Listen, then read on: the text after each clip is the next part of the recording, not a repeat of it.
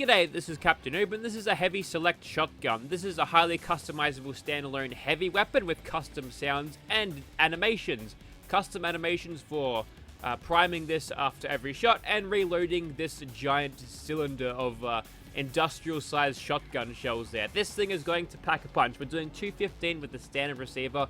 Now keep in mind that that's not going to be as good as it says on this because it's going to be spreading that damage between all of its projectiles, and all of the projectiles doing individual damages will then be taken away by whatever damage resistance we have of the enemy, so we're going to end up doing a lot less damage with this thing, but that's okay. Standard receivers, we can upgrade that.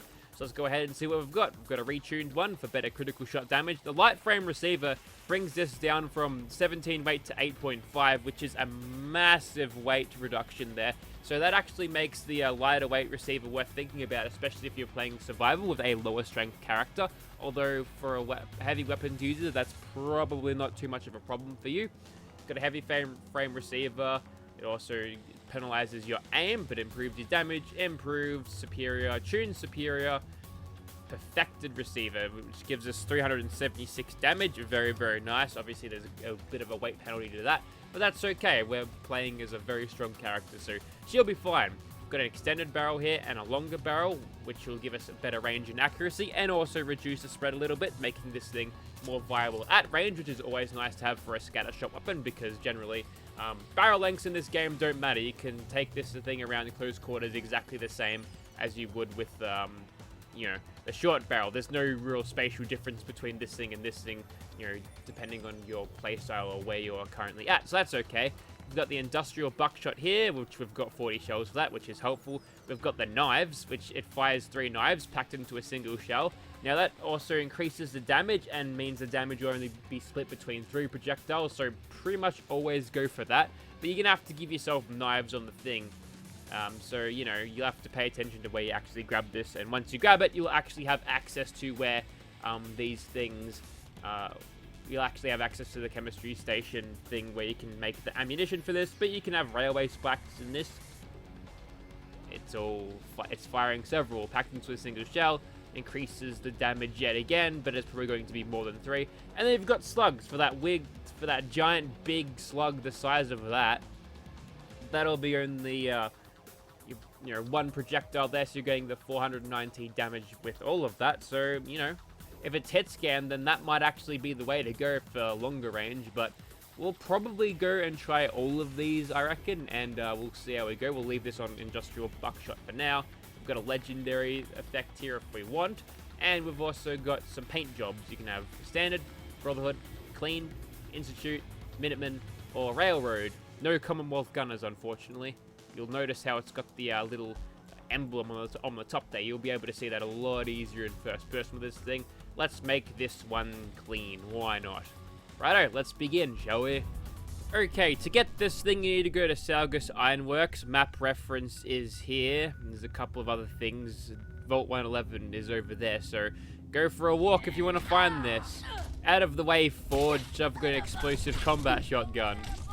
Alright, we want to go around shooting stuff with this. We're going to, shoot stuff with the actual select shotgun in the video. So you follow my steps and pathing wisely. You'll find it just sitting on this table here. There's a bit of lighting here to help point it out. And then you can pick this thing up, which contains an animation. Look at this. Come on, Ayla. Get that thing off. There we go. Only a fucking coward hides. We're not hiding. We're just picking up a giant gun. And with that animation, we can now craft everything that we need to keep this thing fed and running, and we can use this weapon. I've got 2 of them because I used console commands to grab one. Okay, so here we are in Gunner's Plaza, and this is what the heavy select shotgun looks like in first person. We've already seen it before, and I'm aiming down sights right now. You actually put your index finger up, and that is your point of reference of where you're aiming, which is... well, it doesn't seem like the most effective way of lining up your shots, but luckily your Fallout characters always know where the middle of the screen is, so that'll work just fine. Taking a look at this thing in first person, it seems a lot bigger than what you'd usually see a heavy weapon of this style to be, and that is because if you're not using this in power armor, you'll incur yourself a reload speed and movement penalty. We've got quick reloads, so it shouldn't matter, and the movement penalty is kind of strange because we're actually stronger outside of power armor due to the gear that we've got, which is all standard vanilla stuff, so nothing too crazy and modded. I've just made it so it's equivalent to what you could get in the vanilla game for testing reasons. And there's not really much else to look at with these things, because I've all made them with the longer barrel, and it's time to shoot some gunners. If we sneak with this thing in third person, you kind of half crouch, because obviously the ergonomics of this thing would be not the best, but unlike regular old shotguns in this game, you can actually use this thing at a decent range, because we've got that extended barrel on, and have decent enough range on this thing. Because of that, we can actually reach out and hit these guys at medium range, and since the spread is so low, we're actually hitting most of our pellets there, which means this thing is actually an effective medium range scatter gun, which is great. Just keep in mind that you hold this thing a little bit lower so you can't peek over these sandbags as normal and just shoot them like that. And notice how most of the shots I'm getting are staggers. Now that is because heavy guns in and of themselves have a chance of stagger, and I'm guessing it's per projectile, so obviously if we're firing multiple projectiles, you'll get more of a chance to stagger per shot, like you would with like a staggering combat shotgun. Justice in Covenant, I think? Covenant sells it, the lady in the green dress does. Anyways, so that was the standard industrial buckshot. This one is loaded with the knives, and we'll see how it goes with this. Ah, these aren't hit scans, so we're going to have to go up nice and close. But keep in mind, these things have 3 projectiles instead of... oh, you can get the knife shell back. That's nice. Yes, they're not a hit scan, but we do get better damage per shot because these things have a higher base damage split between less projectiles. So, you know, it's a little bit more dangerous to use this thing because you have to be so close to do it. But provided you can get close enough and land those headshots for the double damage, you can do pretty well with this thing. We'll try to snipe a little bit with this, but if this doesn't work, we won't even bother. There we go. You notice that the accuracy of this thing isn't as good either, and it's less consistent at range than the standard buckshot. This one has the spikes in it. You can't see the railroad thing there, but it's there, so, you know, it's fitting for the railroad one to fire railway spikes, which crashed the game. Okay, so through the magic of editing, we can pick up right where we left off. Hopefully we don't crash this time. But again, this is the railway projectiles. It doesn't appear that these things are hit scan. Now, when you look at this thing's ammo in its preview thing, it's got the 4 spikes out of it, but it appears like there's more than that going, and I'm just going to toggle 3 again to make sure I've actually got the right ones here. So let's go up close and personal, and we get a bash damage thing on it, and I think it just crashed again. Okay, so here's what we're going to do. We're not going to use the spikes one again because it is cursed and it makes the game crash. So you can stay in Gunner's Plaza. The next Gunners who show up can use that and then crash their own universes. Anyways, this is the one with the slugs, so in theory this thing should be good at range and good at sniping. But the sights using the finger here aren't the best because, well, you can't really get that precision accuracy that you could usually. Perhaps if we were using this in third person would fare better, but what I'm thinking to do here is just to do a little bit of gun feel action, and that gunner is the right idea over there. He's retreating, and you know what? It's a good idea. Oh look, it's a Molotov. Yeah, great idea. Just burn down the entire base whilst trying to kill me, so no one will get this. Talk about a scorched earth approach right there. And for some reason, we whiffed that first guy, didn't we? No, maybe we didn't. Seems to have killed him there. Plenty of screen effects going on now. We're kind of on fire doing the criticals, which is pretty badass. Why have we got a close-up of the face? That's too close, game. What exactly was that camera angle, Todd? Explain that to me, please. Let's continue this because I'm lacking it. We get a critical for you. I can't target anything else. Oh, it's because you're hiding. Let's give this guy the old bash pepper treatment. So bash, and then whilst you're re-priming the weapon, what you can do is just fire it again. So you can just keep the DPS rolling even between punching with this thing. Oh, come on, really? Fuck it. Bang! And you go up into the ceiling. Very nice. There we go. That's the kind of shot you want to see. And another little cheeky headshot there. Hey! No stim packs, mate. There must be a little bit of inherent spread with the slug rounds here. Maybe when it's on the move, because I feel like my aim is true here. Oh, it's a Gauss rifle. Irradiated. Sure is. well, was about to activate Nerd Rage going around this corner, but don't think that'll be necessary now. Let's switch back to the old industrial buckshot one, and you can actually fire this thing quite a lot faster if you've got it in third person. So if you want to maximize DPS and have a sense of seeing around you, then this is the way to go. I'm actually thinking on balance that the industrial shotgun shell, just the standard one, seems to be the best here. Oh, this is a collat, surely. Surely that's a collateral. Oh, okay, we just skipped over him. This thing has a little bit of trouble in VATs. I think that might be due to the custom animations, which, presentation speakingly, they're good.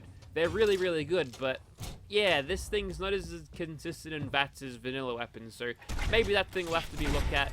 Or, of course, the random crashing from using the spike stuff would need to be addressed too, because at this point I would consider it unusable, because if it's crashing every... Well, I only had it out for less than 5 minutes before it crashes, so that's pretty much a write-off. So some improvements need to be made, but I reckon the weapon is performing well. It looks and feels nice to play with, so there's some potential here for some really good modding here. I'm actually quite liking it. Let's move on. Okay, so here we are outside Swan, and I'm wondering whether this thing has the power to take out such a giant monster like that. As you can tell, we've got ourselves some power armor. This is the Creation Club power armor.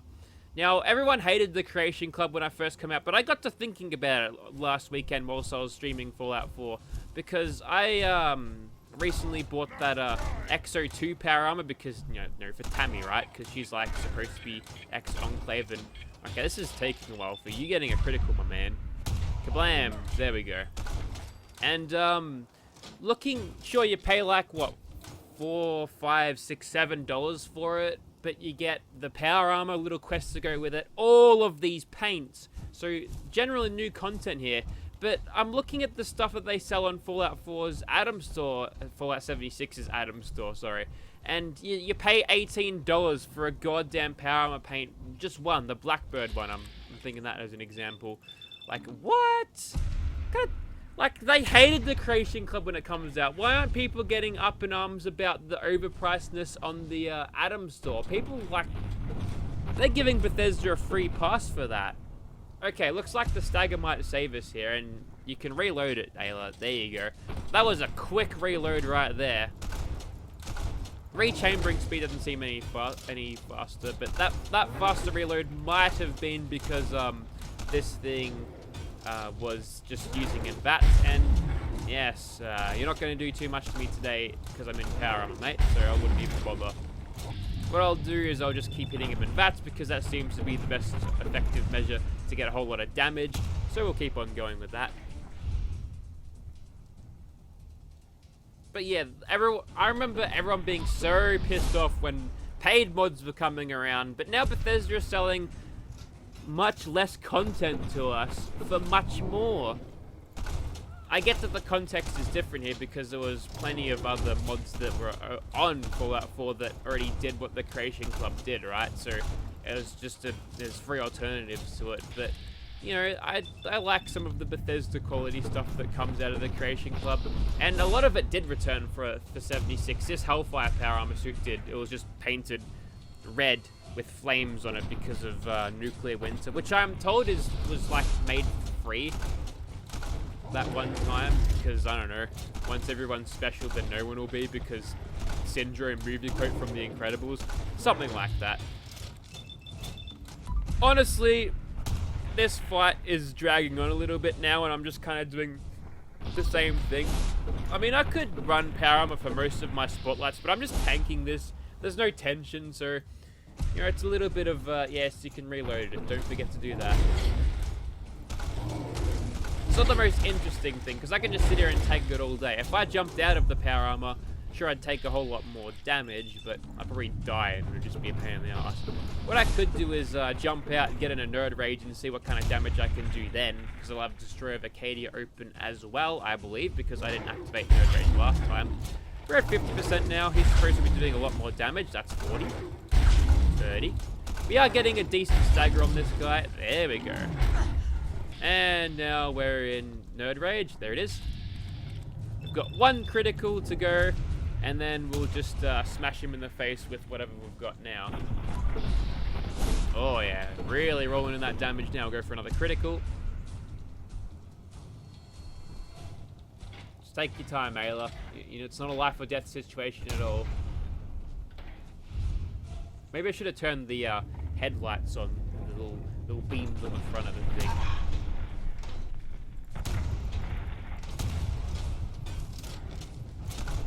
We'll just try to keep him at bay for as long as possible whilst he throws his rocks at me. And we've got another VATS run ready to go. We just keep on trying to hit him. Right, here he comes. Let's hit him some more in VATS. No, we're going to go for headshots here. Okay, maybe this is going to go down to the wire at the end here. But, you know, it's dragged on quite a long time. And the reason this is not effective against monsters like this is because, obviously, he's got a big health bar. And the projectiles that we're firing at this, whilst they're doing a decent amount of damage on their own, we're all being penalized by his resistance here. Ooh, we're so close to death right now. One VATS shot should do it. There we go. And he falls on the ground and kind of glitches out. Also, take a look at my special right now. Strength at 16. I'll just quickly bail out of the suit here, and we'll check what strength I have outside. He had 19, so I lose 3 strength. That's because it just caps it at 11. I'm not wearing the Grognut costume or the fortifying bit on my arm. The rest of it is, I got 11 base because I did that thing where you can lower your strength from 10 and then grab the bobblehead, or grab the bobblehead after you hit strength 10 on the special board there. That's how you do it, and that's a perfectly valid, acceptable thing to do, to be honest. Yep, that's what we've got. He's dead now, and I think that's about it for this thing, because I don't think I can show you much more of this thing's capabilities unless I want to add the explosive legendary effect to it. I think that's fine. If you'd like to see the heavy shotgun in your game, check out the link in the description below. If there's an Xbox One port of this, I'll be sure to have that one too. Hopefully there is, and if I don't say there is, don't be afraid to look, because I've been wrong in the past. Because I look for reference on the Nexus page whether they have actually got a port for the Xbox One, and some of them say an Xbox port or console port will not be made, so I just think, alright, well, we won't do that. But I think maybe someone else gets to port it, right? But then they'll say it'll give permission, so, you know, don't shoot the messenger. Go have a look for yourself. You might be surprised at what kind of stuff you can find, and I'm sorry about that. Anyways, enough rambling. Links will be in the description. Buy a loot crate with my discount code and I'll get more and support the channel and stuff. Thank you for watching, guys.